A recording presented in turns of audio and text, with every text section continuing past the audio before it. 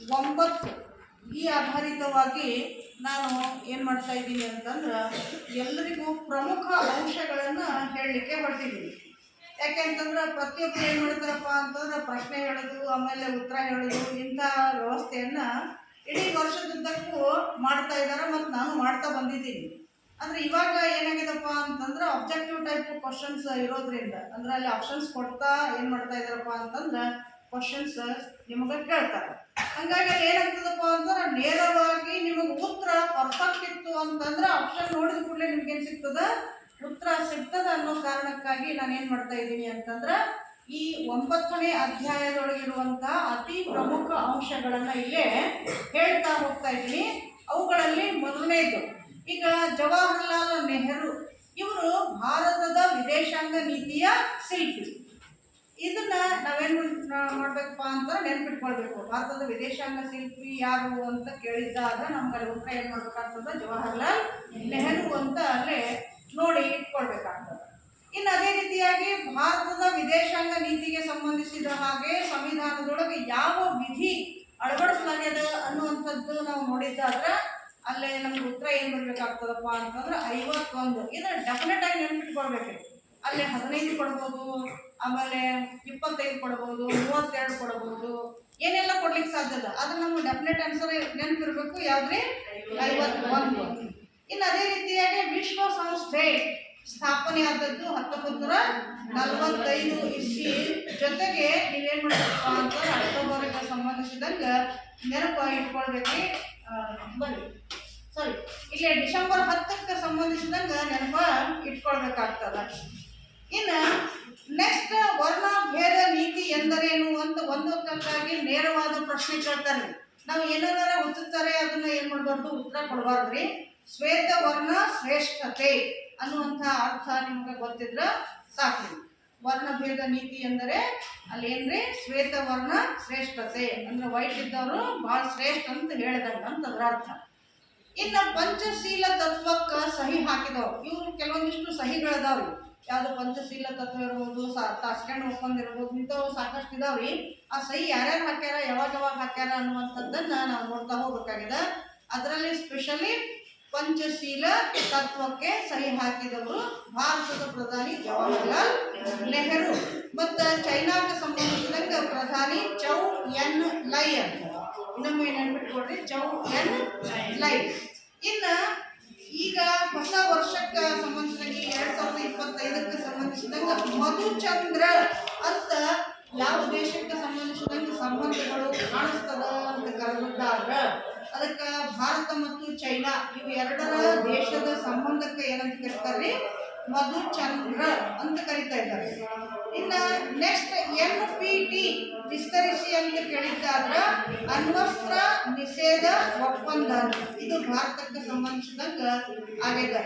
NPT ಅಣ್ವಸ್ತ್ರ ನಿಷೇಧ ಒಪ್ಪಂದ. ಇನ್ನು CTBT ಅಂತ ಬರ್ತದೆ.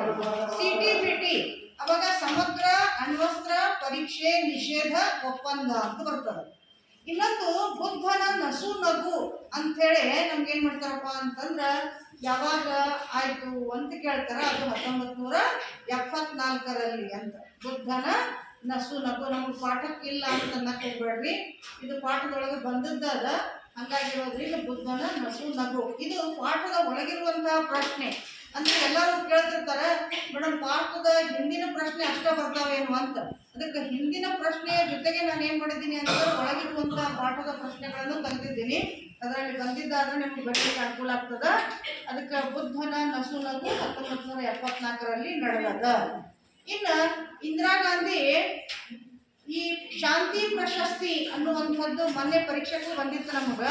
ಆ ಪರೀಕ್ಷೆಗೆ ಸಂಬಂಧಿಸಿದಂಗೆ ಉತ್ತರ ಏನಪ್ಪ ಅಂತಂದ್ರೆ ಜರ್ಮನಿಯ ಚಾನ್ಸಲರ್ ಅಂಜೆಲಾ ಮರ್ಕೆಲ್ ಅಂತ. ಜರ್ಮನಿಯ ಚಾನ್ಸಲರ್ ಅಂಜೆಲಾ ಮರ್ಕೆಲ್ ಅಂತ. ಇನ್ನು 2013ಕ್ಕೆ ಸಂಬಂಧಿಸಿದಂಗೆ ಶಾಂತಿ ನೋಬೆಲ್ ಪ್ರಶಸ್ತಿ ಪಡ್ಕೊಂಡಿದ್ದರಿ.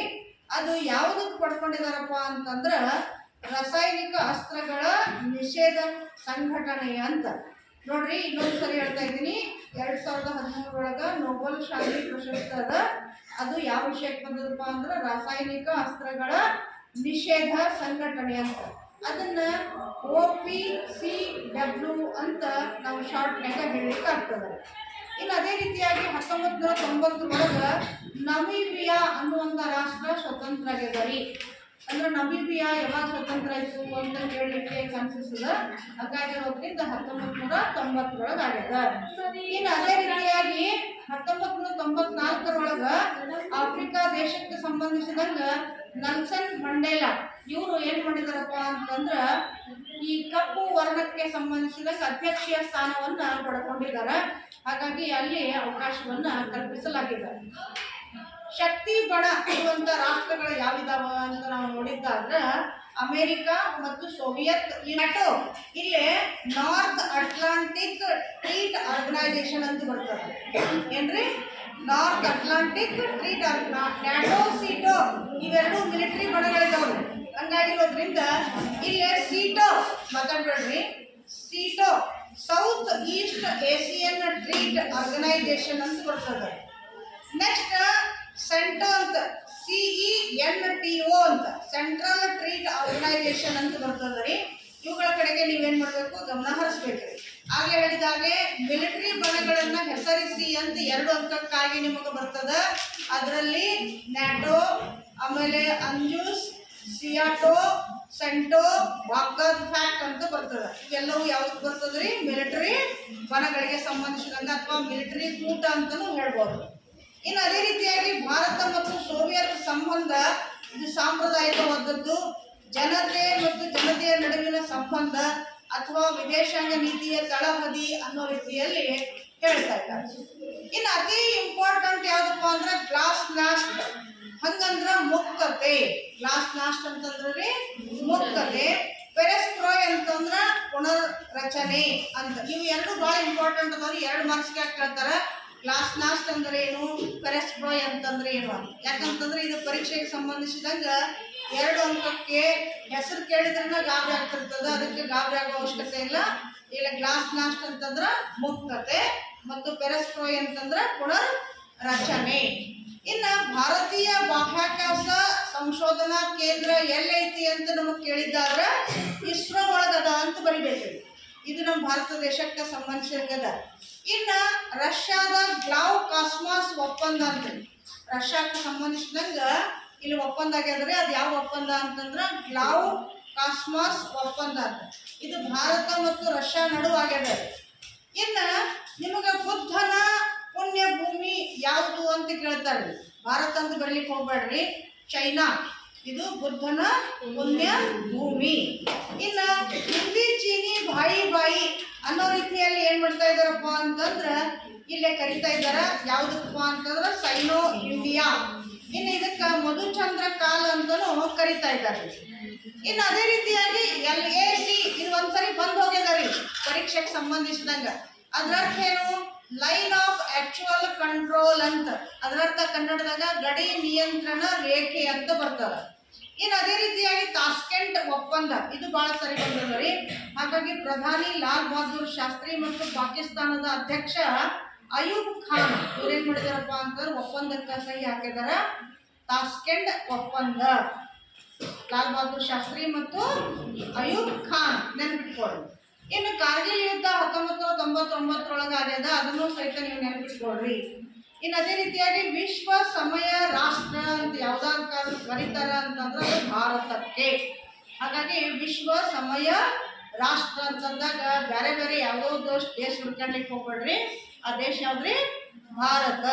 ಇನ್ನು 1975 ಬಂಗಬಂಧು ಅಂತ ಹೇಳಿದಾರ್ರಿ. ಅದು ಯಾರಿಗೆ ಹೇಳಿದಾರಪ್ಪ ಅಂತಾರ? ಶೇಖ್ ಮುಜಿಬುಲ್ ರೆಹಮಾನ್ ಅಂತ. ಯಾರ್ರಿ? ಶೇಖ್ ಮುಜಿಬುಲ್ ಮಹಬೂಬ್ ಏನ್ ಕರಿತಾ ಇದ್ರಪ್ಪ ಅಂದ್ರೆ ರೆಹಮಾನ್ ಅವರಿಗೆ ಬಂಗಬಂಧು ಅಂತ ಕರೀತಾರೆ. ನಿಮಗೆ ಪರೀಕ್ಷೆಯೊಳಗೆ ಬಂಗಬಂಧು ಎಂದು ಯಾರನ್ನು ಕರೆಯುತ್ತಾರೆ ಮತ್ತು ಯಾವಾಗ ಕರೆದ್ರು ಅನ್ನುವಂಥದ್ದನ್ನು ಕೇಳಿದಾಗ 1975 ಶೇಖ್ ಮುಜಿಬುರ್ ರೆಹಮಾನ್. ನಿಮಗೆ ಶೇಖ್ ಮುಜಿಬುರ್ ನೆನಪುಳಿಲಿಲ್ಲ ಅಂದ್ರೆ ರೆಹಮಾನ್ ಹೆಸರು ನೆನಪಿಟ್ಕೊಡ್ರಿ. ಈಸಿಯಾಗಿ ನೆನಪಿಟ್ಕೊಳ್ರಿ. AR ರೆಹಮಾನ್ ಅದಾರ ನೋಡ್ರಿ, ಫಿಸಿಷಿಯನ್. ಅವ್ರು ನೆನಪಿಟ್ಕೊಡ್ರಿ ಅಂತಂದ್ರೆ ರೆಹಮಾನ್ ಅನ್ನೋ ಪದ ನೆನಪುಳಿತದ್ರಿ. ಶೇಖ್ ಮುಜಿಬುರ್ ಬರ್ಲಿಕ್ಕಾಗಲಿಲ್ಲ ಅಂತಂದು ರೆಹಮಾನ್ ಅಂತ ನೀವೇನ್ ಮಾಡ್ರಿ ಉತ್ತರ ಬರಲಿಕ್ಕೆ ಶುರು ಮಾಡಿರಿ. ಮತ್ತು ಅಕಸ್ಮಾತ್ ಆಗಿ ನಿಮ್ಗೆ ಆಪ್ಷನ್ಸ್ ಕೊಟ್ಟಾಗ ಕಂಪಲ್ಸರಿ ನಿಮ್ಗೆ ಯಾವುದು ಆನ್ಸರ್ ನೆನ್ಪಿಡಬೇಕು. ಯಾಕಂದ್ರೆ ಎ ಆರ್ ರೆಹಮಾನ್ ಕೊಟ್ಟರು, ಶೇಖ್ ಮುಜಿಬುರ್ ಅಂತ ಕೊಟ್ಟರು ಅಂದ್ರೆ ಯಾವ್ದು ರೆಹಮಾನ್ ಬಡಿಬೇಕು ಅಂತ ನಿಮಗೆ ಕನ್ಫ್ಯೂಸ್ ಆಗ್ತದೆ. ಅದಕ್ಕೆ ಶೇಖ್ ಮುಜಿಬುರ್ ರೆಹಮಾನ್ ಇದು ನೆನಪಿಟ್ಕೊಳ್ಬೇಕು. ಇನ್ನು ಉಗ್ರವಾದಿ ಸಂಘಟನೆಗೆ ಸಂಬಂಧಿಸಿದಂಗ 2 ಸಂಘಟನೆಗಳನ್ನು ಹೆಸರಿಸ್ರಿ ಅಂತ ಹೇಳಿದ್ರು ಅಂತಂದ್ರೆ LTTE, ಯಾವ್ದ್ರಿ LTTE ಮತ್ತು TULF ಅಂತ 12 ಅಂತ TULF. LTTE ನೆನಪುಡಿತದ ನಮ್ಗೆ ಕಾಮನ್ ಆಗಿ. ಇನ್ನು ಒಂದು ನೆನಪು ಮಾಡ್ಕೊಳ್ಳೋದಾದ್ರೆ TULF. ಇಷ್ಟು ಮಹತ್ವದ ಪಾಯಿಂಟ್ಸ್ ಇದಾವ್ರಿ. ಯಾವುದೇ ಇದ್ರೊಳಗ ಬಂದ್ರ ಇವೇ ಕ್ವಶನ್ಸ್ ಬರ್ತಾವ, ಬೇರೆ ಯಾವ ಬರ್ಲಿಕ್ಕೆ ಸಾಧ್ಯ ಇಲ್ಲ 1 ಮಾರ್ಕ್ಸಿಗಾಗಿ. ಹಾಗಾಗಿರೋದ್ರಿಂದ very very important for the annual examination 2025. ಇವುಗಳನ್ನ ನೀವೇನು ಮಾಡ್ತಾ ಹೋಗ್ರಿ, ನೋಡ್ತಾ ಹೋಗ್ರಿ ಮತ್ತು ಕೇಳ್ತಾ ಹೋಗ್ರಿ. ಮಾಡಿದ್ದಾದ್ರೆ ನಿಮ್ಗೆ ಪ್ರಾಕ್ಟೀಸು ಅಂತ ವಾರ್ಷಿಕ ಪೇಪರಲ್ಲಿ ಇದರಲ್ಲಿ ಬಂದಿರುವಂಥ ಯಾವುದೇ ಕ್ವಶನ್ ನೀವು ಆರಾಮಾಗಿ ಬರಲಿಕ್ಕೆ ಆಗ್ತದೆ. ಬಾಟ್ ಮಾಡ್ತಾ ಕೂಡ್ಲಿಕ್ಕೆ ಹೋಗಿದ್ದಾದ್ರೆ ನಾವು ಬಾಟ್ ಮಾಡ್ಲಿಕ್ಕೆ ಆಗಲ್ಲ, ಟೈಮು ಮತ್ತು ನೆನಪು ಉಳಿಯಂಗಿಲ್ಲ. ಯಾವ್ದು ನೋಡ್ತೀವಿ ಯಾವ್ದು ಕೇಳ್ತೀವಿ ಅದೇನಾಗ್ತದೆ ನೆನಪು ಉಳಿತದೆ ಹೆಚ್ಚಾಗಿ. ಹಾಗಾಗಿರೋದ್ರಿಂದ ಆತ್ಮೀಯ ವಿದ್ಯಾರ್ಥಿನಿಯರೇ, ನಿಮ್ಮ ಪರೀಕ್ಷೆಗೆ all the best. Thank you very much. ಈ ವರೆಗೂ ಕೇಳಿದ್ದಕ್ಕೆ. ಇಷ್ಟ ಆದಲ್ಲಿ ಲೈಕ್ ಮಾಡಿರಿ, ಶೇರ್ ಮಾಡಿರಿ ಮತ್ತು ಕಮೆಂಟ್ ಮಾಡಿ.